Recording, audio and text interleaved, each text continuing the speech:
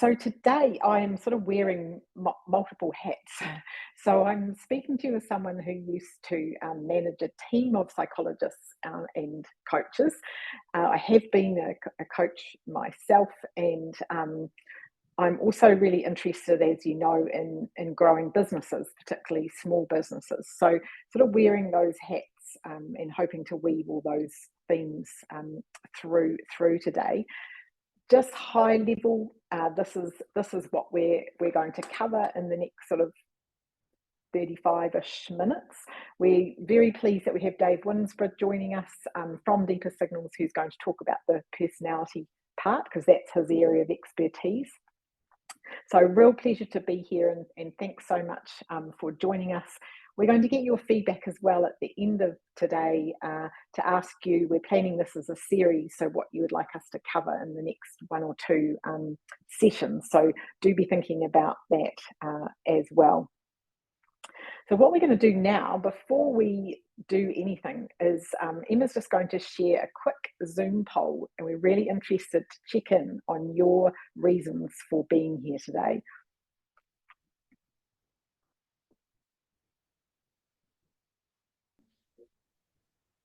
Absolutely. So I'll repeat the question. What is everyone's reason for being here today?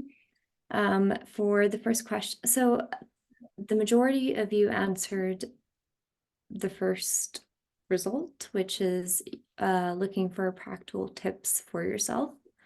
And then the second favorite was interested for my clients, followed by want to learn how Deeper Signals helps coaching. And the next most popular one was like to connect with other coaches. And then we also have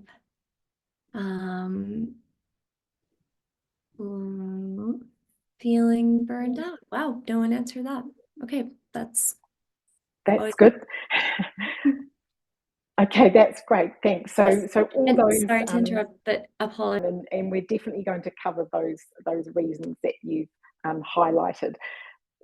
So in preparing this webinar, obviously I've been drawing on my own experience, as I mentioned before, and also consulting with some of the psychological research around coaching, and also some of the business research. So what is it that helps to make coaches successful and stand out as being highly effective?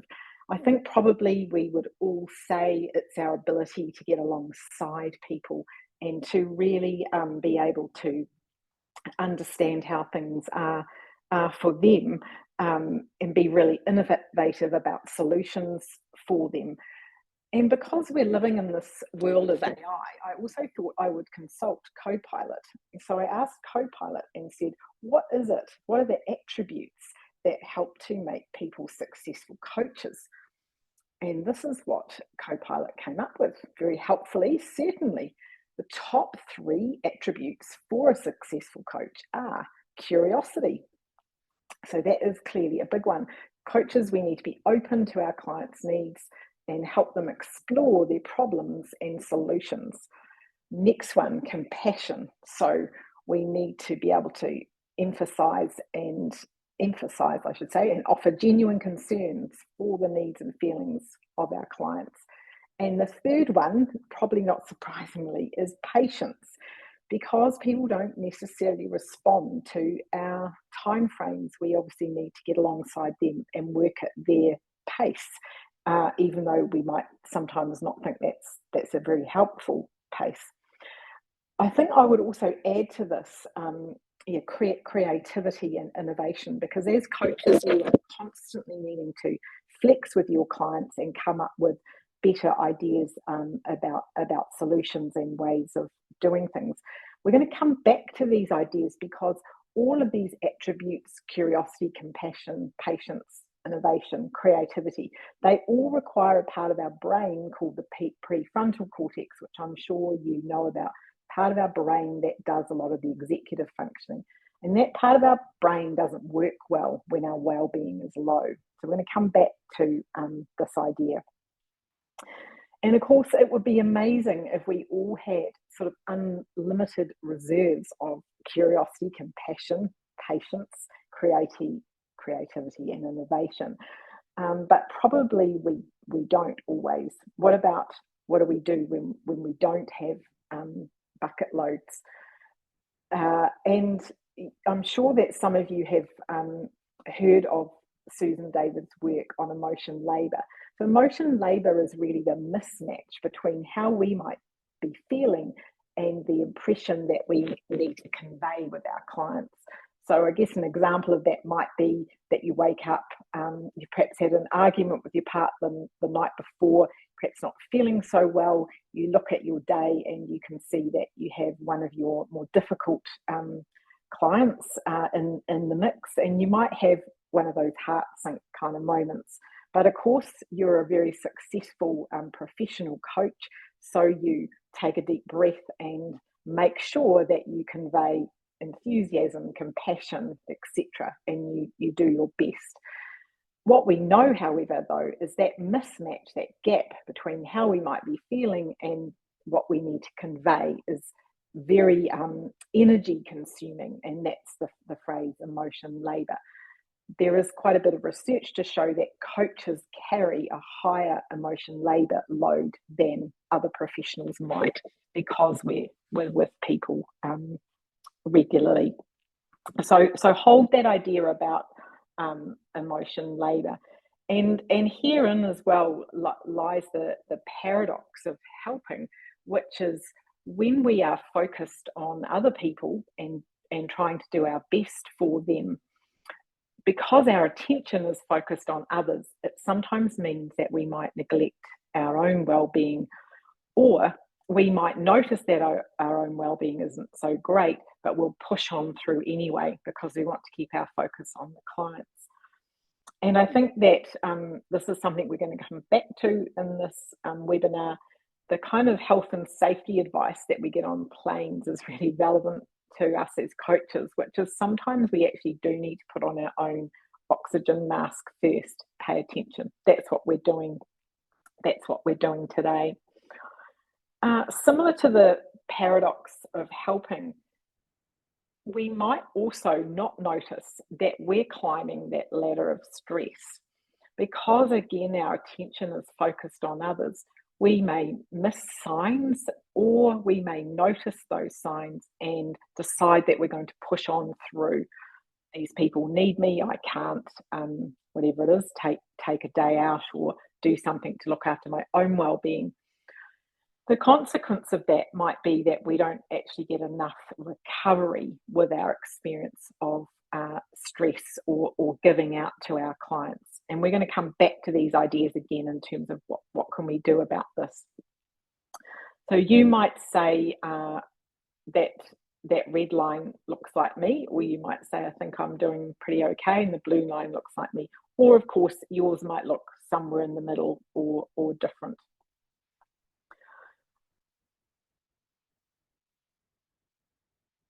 Just checking my notes to make sure I've said everything. So we're just going to hold those ideas about the paradox of helping, about emotion labour, and also this idea of, are we paying attention to our own ladder of stress? And we're going to just quickly do a quick check-in on where you would rate your well-being right now. And I think, Emma, you're saying everyone's been super efficient and we already have the results there. Absolutely. We do have a few new joiners up, a Right. couple coming in right Welcome, now. everyone. Yes, welcome Larry, who is just joining. There you go. Okay. So for the poll, I will relaunch that and everyone will have a chance to answer. For those who joined after the first poll, please do take a look at it. It'll take a couple of seconds to answer that, but we're now focusing on what Gaynor is presenting. And of course, just let me know in the chat if there's any issues with answering the poll.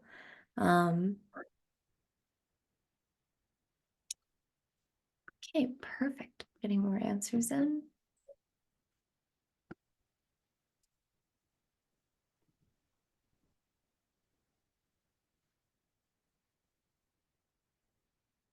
Great. Almost all participants up, increasing in numbers. Okay, anyone else?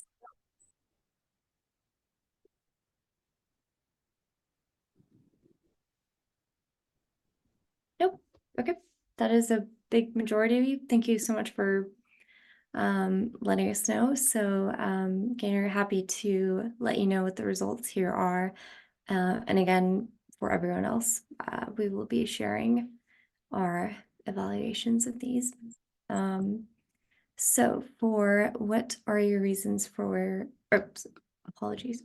Let me go back. So just how would we rate our well-being right now? Technical difficulty here.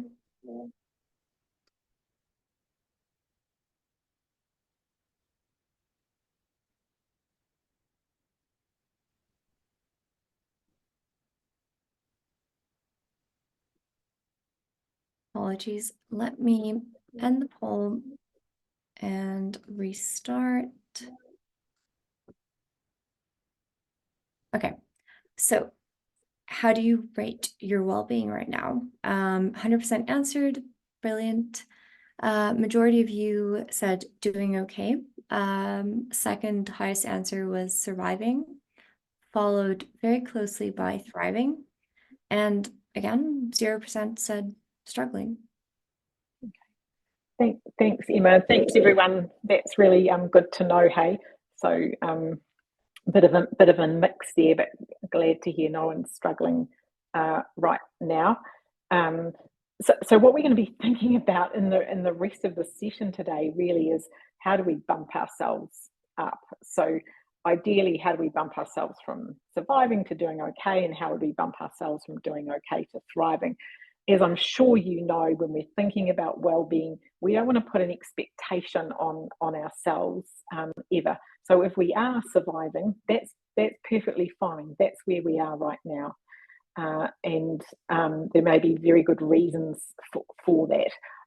What we do know, though, is, as I talked about before, with that gap for coaches between what we need to convey and how we are, we can look at some strategies for bumping ourselves along this continuum. So what we're going to do just very quickly now is, I'm really interested, as I'm sure you are, in that whole science of behavioural nudging. So what is it that we can say to ourselves, and what is it that we can do that might give us more permission to put greater attention on our well-being alongside being a successful coach? I'm just going to share some nudges with you, and then we're going to have a dive into personality and look at some well-being tips. First one, I know this is really obvious, and you might be like, why the heck is Gaynor showing us this? I think it's really important to hold this nudge, which is our own well-being is important. That, if you like, is like our bottom line for being in business as a coach. That's it, nothing to add, but we want to keep holding on to this no matter what's going on around us. Second one, and this is, I guess, a bit more of a pessimistic one, but it's really important to hold in mind, I think, that it's much easier to build our well-being than to recover from struggling or recover from burnout. In my career as a psychologist over the last 35 years now, I've worked with many people recovering from burnout, and unfortunately it takes months and sometimes years for people to really recover well. So if at any time you're thinking, do I put the attention on myself, or do I do something else to focus on the business, really encourage you to put the attention on yourself. Third nudge. We know from all the wellbeing research that it's really helpful if we can keep connecting and reconnecting to our why. So why did you become a coach? Why does it matter to you? Why is it important? And thinking about those attributes of a successful coach, again, what's important to you in your why. So circling back to this can sometimes give us the little nudge to say, this is important to me because, and therefore I'm going to give a bit more attention to to taking care of myself. This one we could spend a whole webinar on, and I'm going to try and summarize. I'm sure you know there's a great body of scientific research to show that when our well-being is better, when it's stronger, we're more likely to perform well. And the reverse, when our well-being drops or isn't so great, our performance drops. Why is that? The research studies that have looked into this have found there's a few kind of key mechanisms. One is that when our well-being is stronger, we feel more motivated, we feel more engaged. So there's less of that emotion labour, less need to put our game face on because we're already engaged with what we're doing. Second mechanism is, again, through that prefrontal cortex, or sometimes researchers call it enhanced cognitive function. When our well-being is better, our brain works better, particularly the front part of our brain, which is the part of our brain that helps us to be creative and innovative, helps us to prioritise, helps us to make good decisions, helps us to weigh up what's important and what's not. So well-being has a direct positive impact on that cognitive function. And that cognitive function is really important for us as coaches. The other mechanism is that improved well-being helps us to be more adaptable and more flexible, which of course, when we're trying to be a great coach, is important, allows us to adapt to what the client is bringing, maybe to changing environmental or organisational situations as well.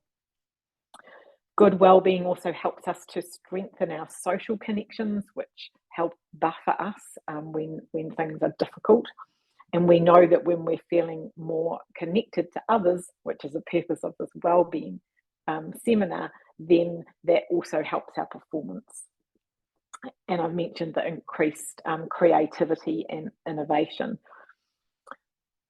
So I think, again, really helpful to just keep reminding ourselves, giving ourselves a wee nudge that keeping this focus on my well-being will also have beneficial effects on my performance.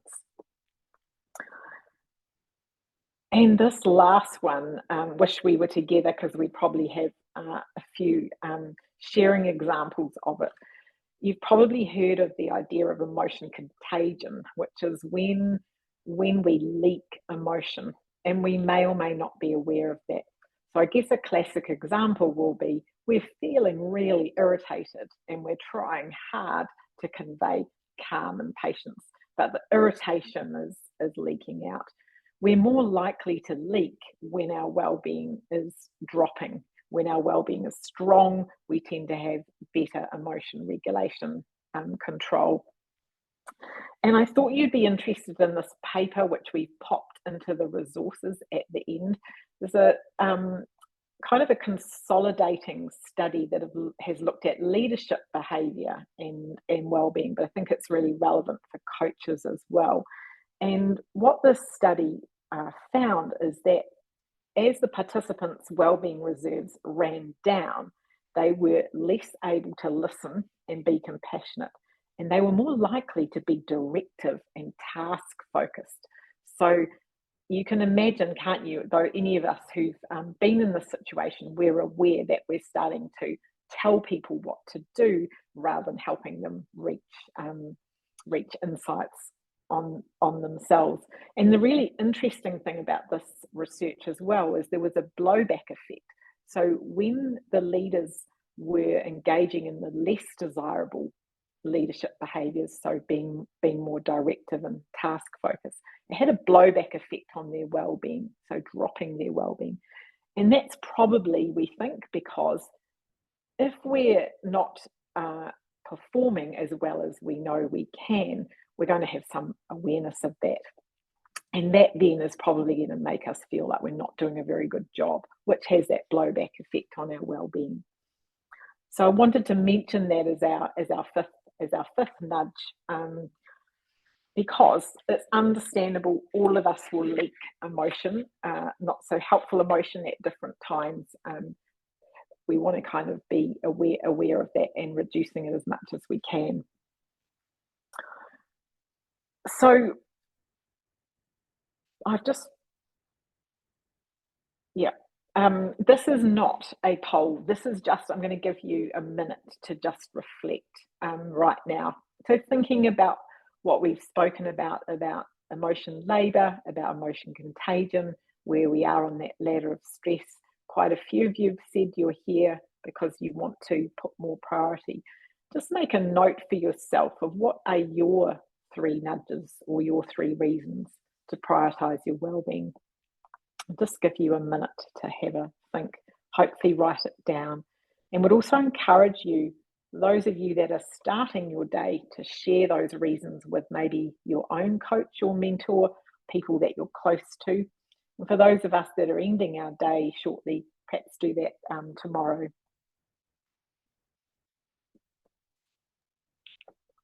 And at this point, I would definitely encourage anyone, if you have any questions or thoughts pop into your head for our Q&A discussion portion at the end, to either bring that up verbally at the end or just send them in that group chat or directly to me. Thanks.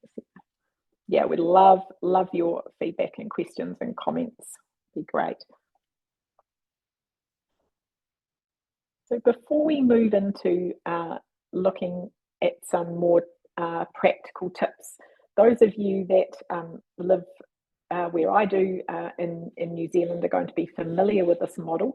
If you're from other countries, you may not be. I want to share with you a model called Te Whare Tapa Whā, which has been developed by a very famous New Zealander called Sir Mason Dury, and he described this model as a holistic model of well-being. I have found this model to be really helpful when I'm working as a coach, and I think it's got real applicability. So this model describes well-being in Māori as haora, and talks about our well-being being a bit like a meeting house, a traditional meeting house, which was the picture that we showed you earlier. What this model talks about is, for our well-being, we want to be paying attention to different pillars of well-being, or in Māori, these are called taha. And as you can see, the pillars include our physical well-being, our spiritual well-being. That might not be religious spiritual, that might be our meaning and purpose, or what we feel is bigger than ourselves. Our mental and emotional well-being, which we've just been speaking about, and taha whānau, which is our family and social well-being, our connections. This model is wonderful because it is validating about starting where we are and continuing where we want to go. What this model says is, ideally, we are working towards some balance in each of these pillars. We want all of our taha to be strong, because then our well-being will be strong. But what this model also says is that at sometimes in life, we may not have the capacity, the emotional bandwidth maybe, to pay attention to all of our taha. So for example, it might be that I go, at the moment, because of my workload, I'm not able to pay too much attention to my physical well-being. So I'm going to keep my focus on the other taha, and I'll come back to that one when I can. Or it might be that I want to pay more attention to whenua, which is our environment, or the place that I am, the place I'm living. So an example of that might be gardening, for example. I'm going to pay more attention to that one and spend time with other people on the land. That might be how I do it. So we wanted to just share this model with you, and we'll share the slides after, because it can be a really helpful model for thinking about how strong are my taha, where might I want to be putting my attention, and keeping this holistic model of well-being in mind. Most of us probably have great hopes about how we might strengthen our well-being. Often when we join together in experiences like we are this evening, we might go, yeah, I'm really going to do this. I'm really going to place some more emphasis. And then, of course, we go back to life and work. And sometimes we find that different things might get in the way. Quite often what people say to me is, I start off really well, Gaynor, paying attention to those taha or giving my well-being more priority. Go really well, but then my child gets sick. Or the business gets really busy and I need to be paying attention to people that are contacting me and wanting to sign up as a coachee. Maybe I'm starting off well, but a client really needs me, or a customer has some extra demands, or perhaps a deadline moved. So I thought I was going to have 2 weeks and now I've only got 2 days. I start off well, but then life intervenes. Maybe I forget. So what is it that we can do when we're growing a busy and successful business? What is it that we can do to help us keep that focus on our well-being strong? Our first one, at taking account of our personality, I'm going to hand over to Dave. Thanks, Gaynor. Can everyone hear me okay? Yeah, we can hear you really well. Hi, good evening, everyone. My name is Dave Winsborough. I'm one of the founders of Deep Signals, and unsurprisingly, we would say that one of the most important things for anyone who's in a coaching role is to have a good understanding of how it is that you show up. You know, what are the characteristics and traits that make you uniquely who you are? When we think about well-being in particular, if we turn to the Deep Signals model of personality, there are 4 things that stand out for people who have some of these particular drivers, personality drivers, that we should pay attention to. I'm going to put my hand up for the first one. I am the definition of passionate. That is, I tend to take things somewhat personally. I know that I can be easily overwhelmed if I don't manage the amount of stuff that's going on in my life, and I need also to be aware that because I feel things more deeply, I am more at risk of leaking, of sharing my emotions. And those of you who have worked with me will know from time to time when I am frustrated, or and certainly my wife would know that as well. The second characteristic, the second driver that if this features in your personality that we should pay attention to, is disciplined. So people who are disciplined, it's a wonderful thing to have. It's being organized. It's being somewhat rule-driven, and people who are highly reliable and conscientious. The flip side of that, if you are a coach, is the danger of not being able to flex with your client, of wanting to stick to your plan and not necessarily their plan, and getting a bit more too focused on process as opposed to staying with where the person is at, which was something that Gaynor said earlier. So if you are disciplined, the message is learn to flex. If you are passionate, it is pay more attention to what's going on for you and your own particular stresses. One of the other characteristics for people who move into any form of self-employment is probably you have a degree of being driven as a driver. You set goals, you're ambitious, you display energy and drive.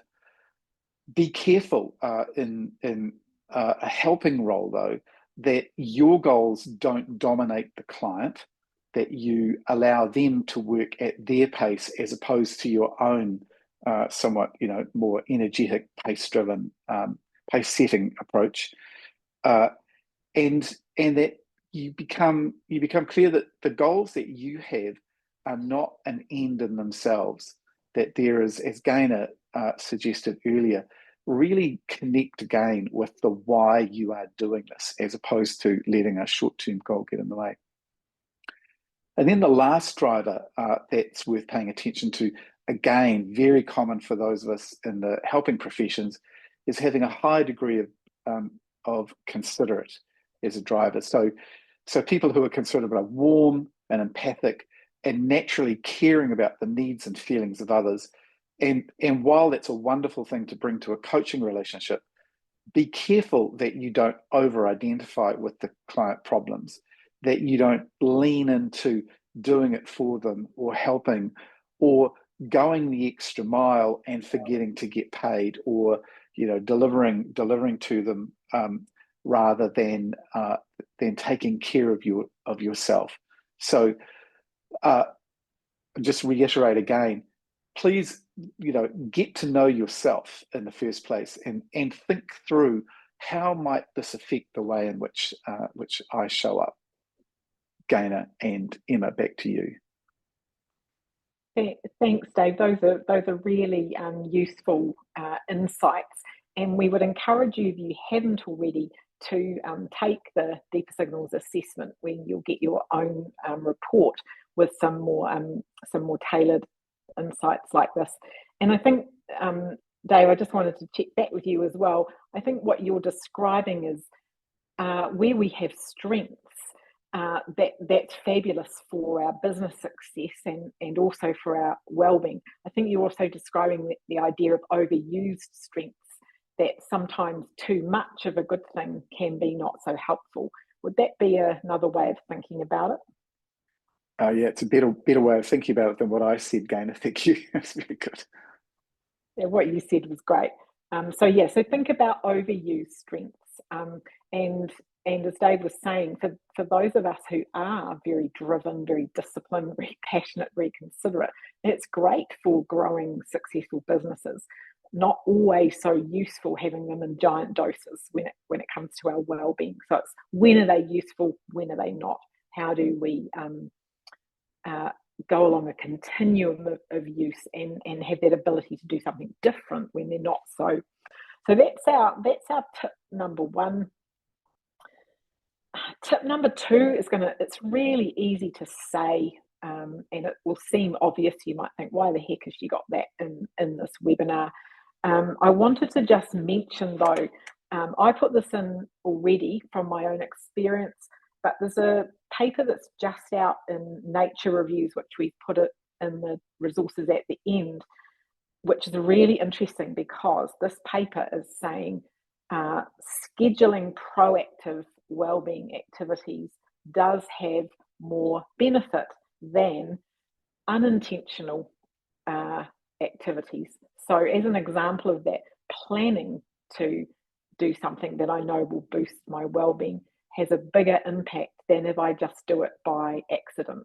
So for example, scheduling some exercise into my day, because I know it helps clear my brain, know it helps my energy levels, is a really great thing to do, and rather than relying on the accidental, which might be a colleague saying, hey, gonna come for a walk. So that's a really helpful one, I think, to think about, how do we build it into our day, our week, our month, maybe even our year? How do we block out and make sure we've got wellbeing actions in there? And also some accountability in a helpful way. So who are the people in your life, in your professional life, your personal life? Who are the people that you can tag in to say, hey, this is what I'm wanting to do. Can you check in with me, give me some support? And also ask me some hard questions when I'm not sticking to my plan. Nature Reviews again, which is, the paper has just, I think, articulated really well what we already know. What the researchers found is that the more we engage in fulfilling activities in our non-work time, the better that we recover. So again, that idea of actively scheduling what I know is going to help my recovery, and thinking about all our taha. What do I know is going to help my emotional, my physical, my mental, my social and my spiritual recovery, what are those things are going to really be effective? And something that I learnt from a wonderful colleague, some of you know as well, who has been immersed in the army, talked a lot with me when we were working together about rhythms and rituals, how helpful they are to remind us to put intentional recovery in place. So an example of a ritual I've put up there, this is one of mine, making multiple pots of tea. The act of making the tea is a ritual and a recovery, puts me into a rhythm of I can take things a bit more slowly than perhaps I might otherwise. So thinking again about which sorts of rhythms and rituals do you already have scheduled in, which ones might you like to experiment with and add, and then thinking about that intentional recovery, how do we build that in? And then our fourth tip, hope this doesn't give anyone a headache. I'm only going to mention this briefly because you all know this. There's an enormous amount of scientific research now that says both for our performance and our well-being, it's essential that we have periods of time where we're offline, and actually bigger chunks of time offline are better for our performance and our well-being. For some of those reasons that we've spoken about, helps our brain to recover and reset, helps our body to climb down that ladder of stress. If you're someone who's hearing this and going, I can't do it, Gaynor, then I would encourage you to take a bit of a graded approach to this. How could you turn off your devices for 5 minutes and then practice building up to 10 and then 15? How do you work towards doing it for an hour? If you're someone who finds it relatively easy to do this, then I'd really encourage you to go real cold turkey and see if you can do some of your recovery time away from devices. So can you be off for a weekend? Could you be off for more of your evenings or your non-work time? Some of you I know will be working evenings. So how do you have spaces in your week where you're really offline? Some of the things I've tried with people who find this really hard is literally getting them to put their devices in a drawer and walk away, or give their devices to someone else and say, can you not give them back to me until time has elapsed? That's probably enough said. And I think one thing I did want to mention, sorry, before we move on, is also this idea of cognitive load. So we know that in the world that we're in, the work that we do, we're asking our brain to do such a lot, and we're loading it up all the time. So taking a pause to be offline allows us to reset that cognitive load. The other tip I wanted to share with you is how can we think about adding wellbeing as a business success metric? So I'm sure that you track metrics like income, like turnover, like profit. You probably have other metrics like positive feedback from your coaching clients and positive feedback from customers if you're working at that organizational level. So you'll have many metrics of how you judge your success as you grow a business. And we don't often think about how we might add wellbeing as one of those metrics. And I would really encourage you again to perhaps brainstorm ideas with peers or other coaches. Perhaps if you have a mentor, this can be a really useful one to think about.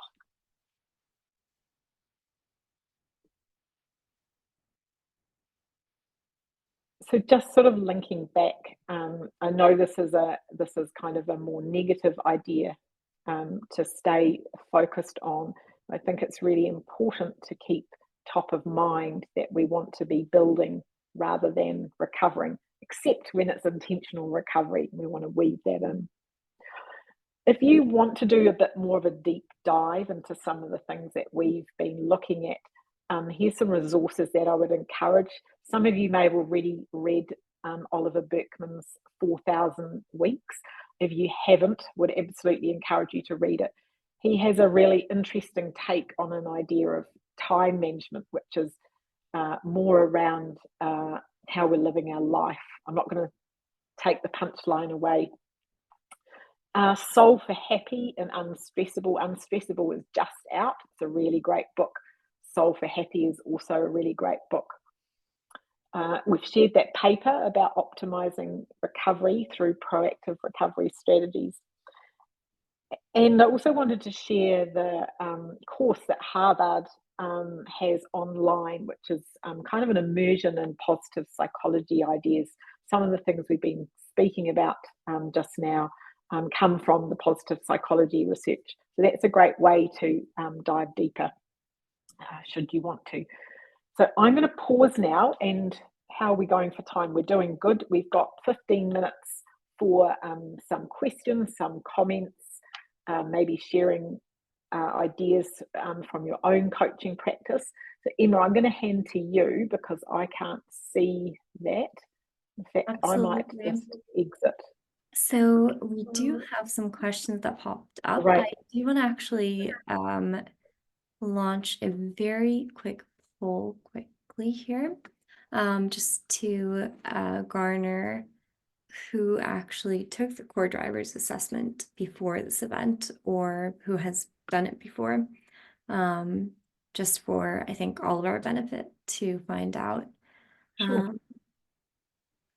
the usefulness of that. So it's launched. Answer that in your own time. In the meantime, Gaynor, I will, thank you, people are answering straight away.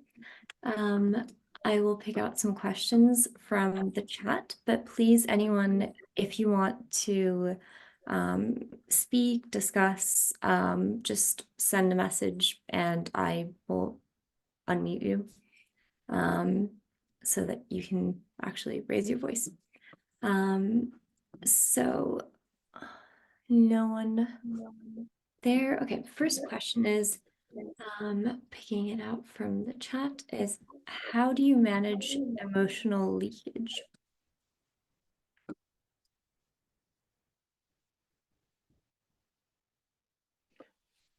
I think that's Dave's one. It's my question to you, Gaynor. Yes. Oh, I think, but yes, I think we. How do I manage? I would. Okay, well, shall I give a reputation management answer, or should I give an honest answer? I'll give an honest answer. How do I manage it? Honest answer, when I was running a busy business and managing other people, I found it really hard. So I was very aware that much of the time I was like thinking things like, you know, oh, for goodness sake, just do your job, or can we not have this conversation right now? I had feedback from my team that I didn't leak, but I think that what that meant was it had a high emotion labor toll for me. So I found the effort of running the business, caring for a team, trying to care for a team well, and then look after myself, I found that really hard.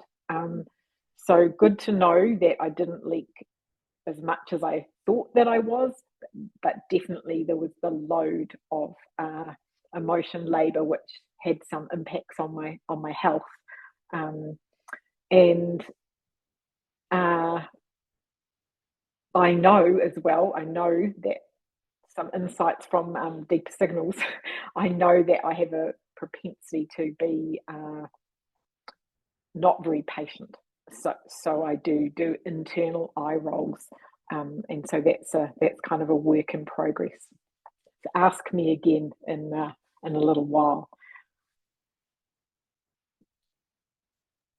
Excellent. Thank you, Gaynor. So Emma's just saying if anyone wants to unmute themselves and ask a question rather than doing it in the chat, please feel able to do that.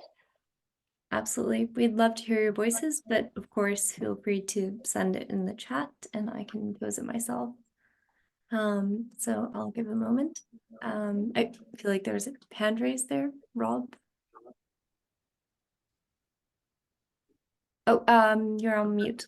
Let Hey, me. Rob. Okay.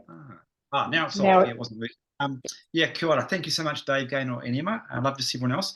A question following up from that comment about leakage, Gaynor. I guess, to what extent, can we let out some, I guess, an emotional reaction so people, feel the humanness of us, and or, speaking to the emotion, i.e. the obvious, hey, I'm frustrated with this behavior, or I'm disappointed.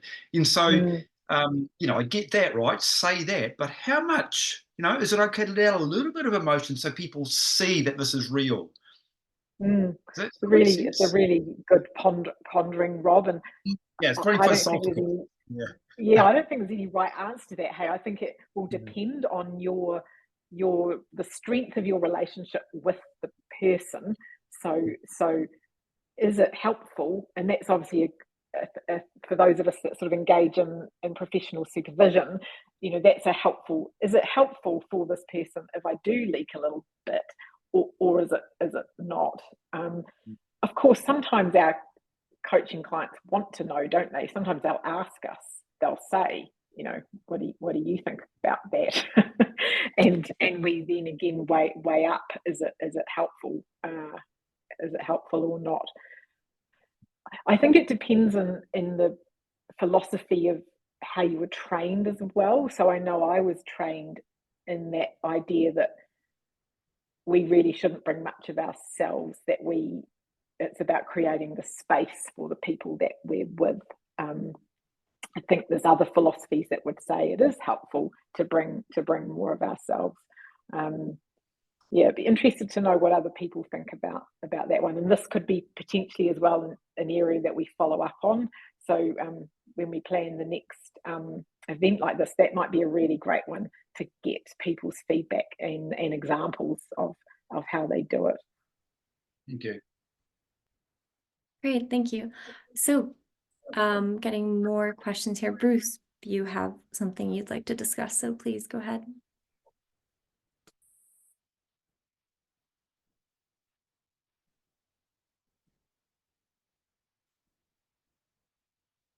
Are you there, Bruce? It's not going. Oh, there it is. There it is. Great. That was a great question, Rob and Gaynor. I really enjoyed what you've been sharing. A lot of reminders, and also Dave. There was just a point on, on the secondary drivers, my considerate is not as high as it used to be. So there's sort of become a little bit of a balance, and I've seen that happen in coaching where there's that tendency now when I feel a frustration, I think, is this me? Do I need to be aware of something, or do I need to communicate something? And that happened recently, and I questioned the client. I just questioned them on how present, or what level of courage and humility and discipline were they right at the beginning of the session for us to get the maximum benefit out of that 45 minutes. So I think the prodding and taking ownership of that emotion when it does surface on the leakage side. Great. That's a great example. Thanks. And I can just see, I can't see, my eye's not very good at it. And I think it's AJ. I always try to remember what's in service to the client. So I think that's similar to what you're saying, Bruce, about holding, is this going to be helpful for them, or potentially not so? Yes. And just another quick question, perhaps for both, or Dave, if you'd like, how important do you think the core values play in the role of well-being when it comes to culture and living by your values in the coaching relationship?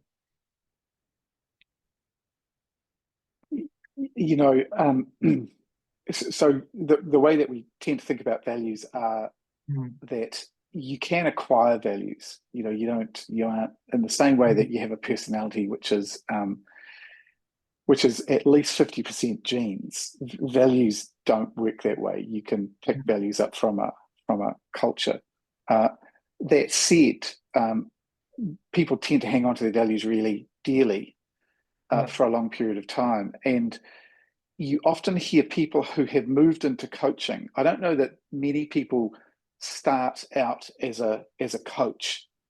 Most of the people I've met have done other work and found themselves drawn to something like coaching because of an experience they had, or they want to help, or they think they've got something to give back, or they like to mentor, and so on and so on. So ultimately, Bruce, it goes back to what Gaynor was saying, which was reconnect with your why. So spend time thinking about the why, and your why will be different to mine, will be different to Rob Holt's or Gretchen McFadden. So, I do think that values matter, that they provide a kind of anchor, and making sure you're alert and aware to the things that do matter to you, that you do want to guide and shape your life and weight your goals, is worth spending time reflecting and thinking on. And No, great, thank you. Certainly don't want to take up too much time, but just want to recognize what you said before about the core driver. That's something I had to work with, because my expectations were far too high, and I wanted to push it forward for the benefit of the gain, but whose gain was it? So it was a good point. Thanks, Tom. Does anyone else have comments or questions? We'd love to hear from you. I just have a little comment, and I kind of learned it from a coaching colleague at the beginning of COVID. We were doing a group, I suppose, supervision session, and he just made a comment that's stuck with me for ever since, which is, you've got to meet the client where they're at. And for me, it kind of gave me permission not to be such a purist coach, or this, that, or the next thing. And it's just that really tuning into, where is this person at? And for me, it just freed me up, to be honest, to bring more of myself and my empathy to that particular person. And it kind of fits with be in best service to the client, but it kind of takes it one step further. Nice, thanks, Gretchen. I think that's a fabulous reminder for us all to hold. Gaynor, hi, it's Larry here. How are you? Hi. Good, thanks. Just a quick one. When you asked at the very beginning how we all felt, when you're talking to people about well-being, what do you find is what resonates? What's the definition of well-being? Because how someone judges well-being, even if they're looking at a team and commenting on a team's well-being, it's quite a hard measure, isn't it? So I just wondered how you deal with that. Yeah, great question, and we could have a whole session on that, hey? So there's great debate and so many different models of well-being and what it means, how we define it. So the researchers and the scientists would define it in particular ways. If we ask 100 people, they probably have many different definitions and experiences. And I deliberately didn't go there today because I thought, we probably needed to give it a whole session if that's useful to go there. I think generally the themes, what I would say is, I think there's some general consensus that when we're thinking about well-being, it's a sense of being okay in some way, however the person judges that.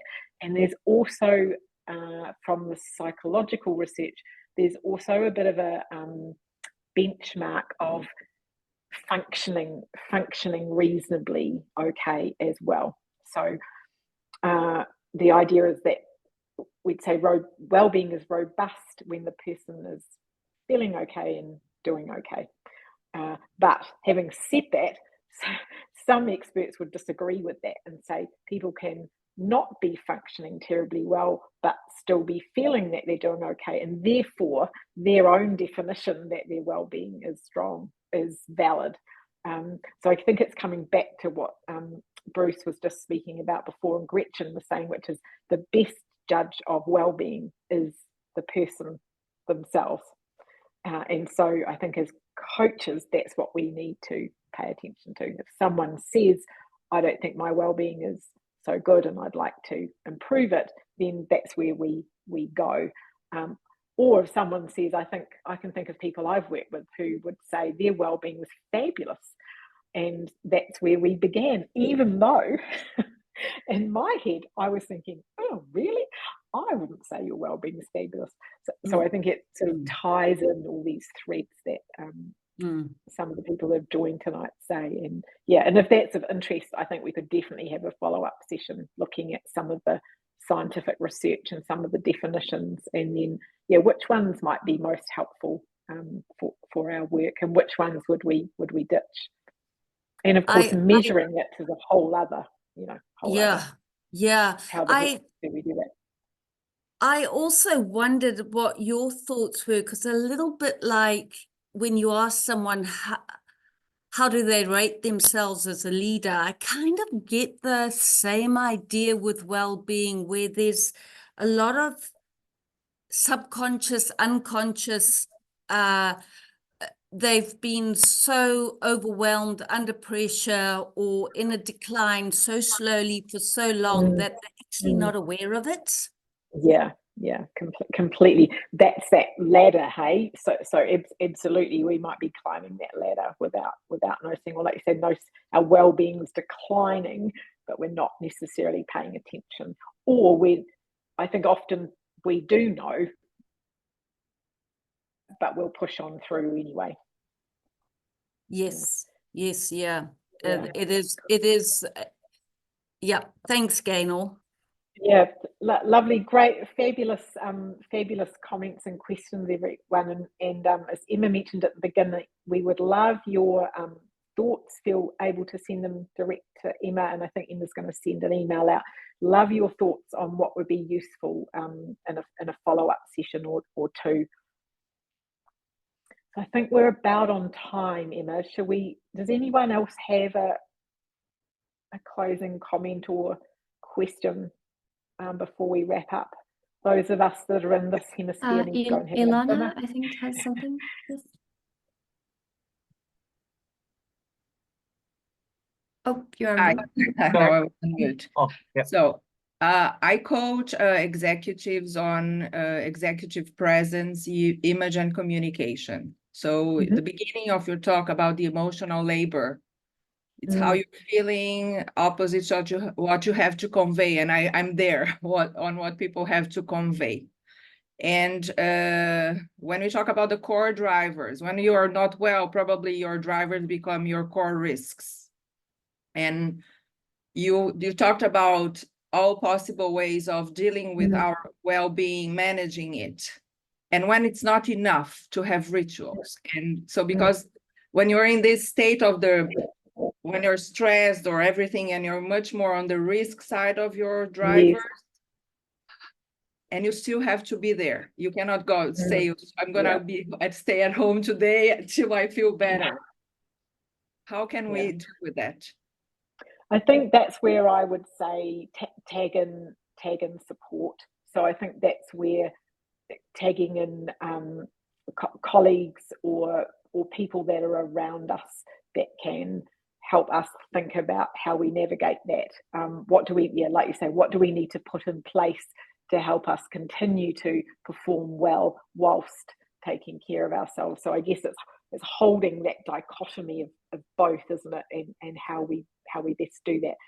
I mean, again, I think that would be a fabulous question to bring into our next session. We could think more about yeah, how is it that we do that? Yeah, because it's going to be different for all of us, but I think there are some kind of shared strategies, and that's what I would say is I think that's where we need to tag in some support for ourselves, or a sounding board, whether that's a colleague or maybe another coach, to say that, you know, this is where I am, and how do I navigate through in a good way. Thank you. Great question. Thanks everyone.